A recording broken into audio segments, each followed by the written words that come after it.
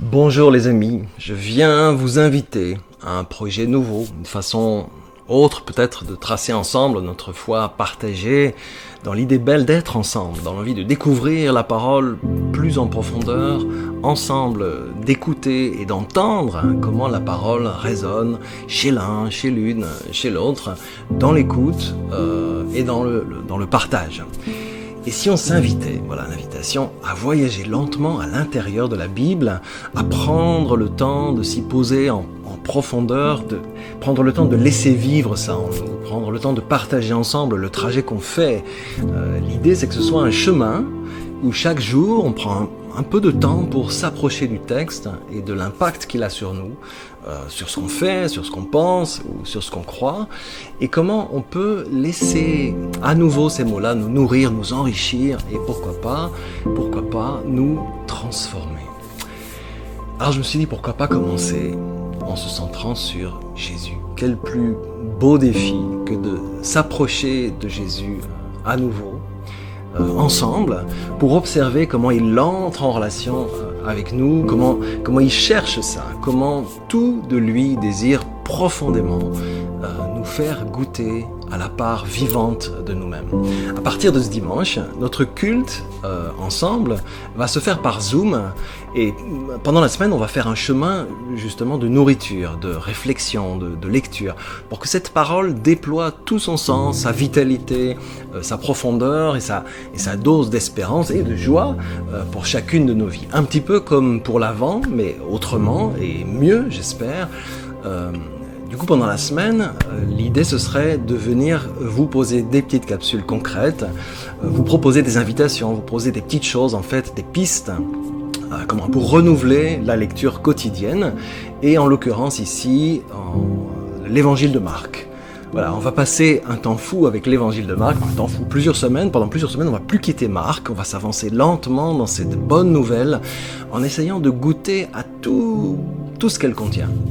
Donc dimanche à 10h30, on se retrouve pour un moment ensemble via Zoom, on va dire histoire de se voir un petit peu en vrai, parce que sérieux, moi ça commence vraiment à bien faire, de pas se voir des visages qui bougent en vrai. Et pendant ce moment-là, de dimanche, on partagera l'expérience de ça, l'expérience de cette semaine. Pendant la semaine, moi j'ai demandé à l'un ou à l'autre de préparer une réponse autour d'un moment particulier dans l'évangile, un moment précis, un sentiment, une expérience, une découverte. On va lire ensemble, on va chanter ensemble, on va prier ensemble. Bref, tout pour être ensemble, mais en mieux, puisque pour du vrai, si on devrait se le dire simplement, l'église ensemble, c'est tellement mieux. Alors pourquoi Marc ? Parce que Marc invite simplement et concrètement à un chemin de liberté. Marc est le premier à écrire un évangile. C'est d'ailleurs comme ça qu'il commence. Il dit « Ici commence la bonne nouvelle de Christ ». Et ce terme-là, bonne nouvelle, c'est lui qui l'emploie, le premier. Et c'est de là que les évangiles vont devenir un genre littéraire tout à fait nouveau, un récit centré sur Christ, sur ce qu'il fait, sur ce qu'il dit. Parce qu'en Jésus, c'est l'amour de Dieu qui fait irruption dans le monde. Ce qui se passe là a une vraie valeur d'annonciation. Il n'a pas seulement, on va dire, transmis des paroles, et c'est ça que Marc veut dire en décrivant la vie, les mots, les gestes, la passion, la mort et la résurrection de Jésus. Marc veut bouleverser celui ou celle qui lit. Est-ce qu'on va, oui ou non, reconnaître que c'est en Jésus que Dieu a agi et agit encore sur nous ? Cet évangile, c'est le plus ancien des 4. Matthieu et Luc vont reprendre un petit peu son style et sa narration.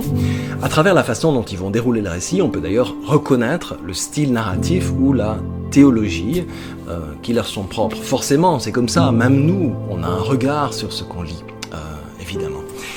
Et la théologie de Marc, les exégètes s'accordent pour dire que c'est la confiance. Cette théologie, c'est l'invitation à la liberté. Littéralement, le récit de la vie de Jésus comme une invitation à la liberté, telle qu'il nous est parvenu, tel qu'on peut le lire. Là, maintenant, on pourrait vraiment dire que l'évangile de Marc, c'est une œuvre d'art dont le but est de nous étonner par plein de choses, mais le récit des miracles de Jésus, sa présence, conduire nos angoisses vers la confiance qu'il inspire, reconnaître en lui le Fils de Dieu et nous engager sur ce chemin qu'il a suivi avant nous, en ouvrant pour nous la voie vers la vie vraie, en donnant de l'air à nos pensées stressées, en nous rendant à nous-mêmes, rien qu'en observant comment Jésus fait, lui, pour vivre les choses, comment il fait pour vivre les gens, comment il fait pour vivre les émotions, la douleur, les déceptions, les inquiétudes et la joie.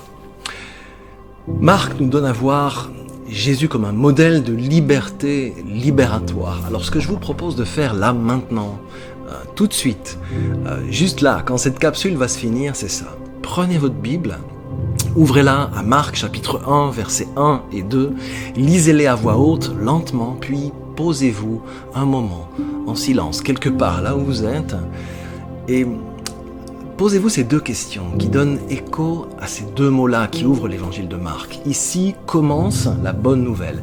Quelle est cette bonne nouvelle que vous voudriez voir commencer en vous maintenant ? Et ce chemin qui va s'ouvrir au verset 2, ce chemin qui s'ouvre, quel est ce chemin nouveau que vous voudriez voir s'ouvrir maintenant en vous ? Voilà. Je vous embrasse et donc à demain.